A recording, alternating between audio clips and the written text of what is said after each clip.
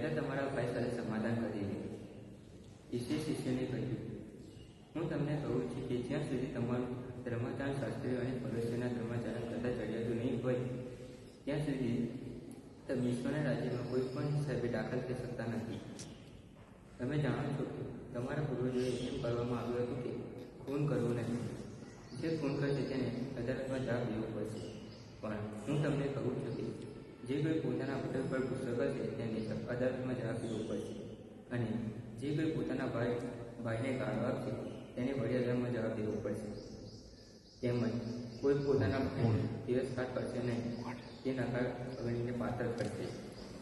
એટલે વિધિ ઉપર નૈવેદ્ય ધરાવતા તેને યાદ આવે કે તમારા ભાઈને તારી સામે કંઈ ફરિયાદ છે, તો તમારું નૈવેદ્ય વિધિ આગળ રહેવા દેની ગઈ જશે.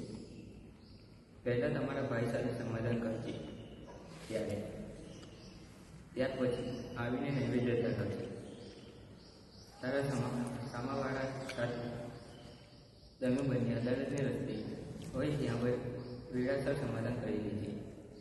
નહીં તો કદાચ તેણે ન્યાયાધીશને સોંપી દેશે અને ન્યાયાધીશ સમન્વયને સોંપી દેશે અને તું જેલમાં પૂરાય. એને યાદ રાખજે કે પાઈને પાઈ છૂટા કર્યા વગર ત્યાં તારો કદી છુટકારો નહીં થાય.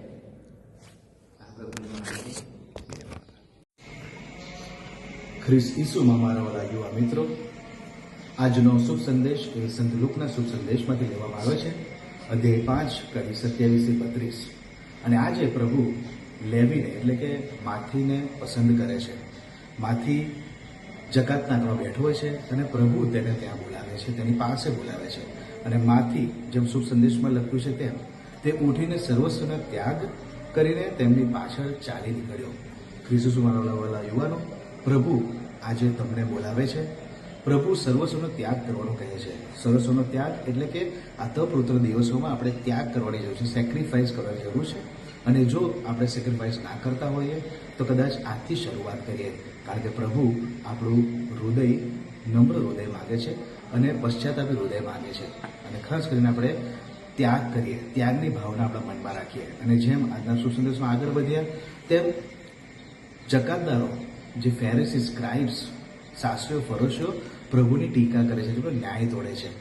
ખ્રિસ્ત વાળા ભાઈ બહેનો, કદાચ તમે પણ અત્યારે આ તપસ્યાના પાવન દિવસોમાં લોકોનો ન્યાય તોડતા હોય તો થંભી જજો, ઊભા રહી જજો, કારણ કે પ્રભુ આપણું પશ્ચાતાપ હૃદય માંગે છે, નહીં કે ન્યાય તોડવાનું. ન્યાય તોડવાનું કામ પ્રભુનું છે, પ્રભુના હાથમાં સોંપીએ. ખાસ કરીને આજના દિવસે આપણે મનન ચિંતન કરીશું કે પ્રભુ આપણને આપણા વિચારો અડે, આપણા મનને અડે, કે જેથી કરીને આપણે પ્રભુનો સાદ સાંભળી શકીએ અને આપણે ન્યાય તોડતા હોઈએ તો ઊભા રહી જઈએ.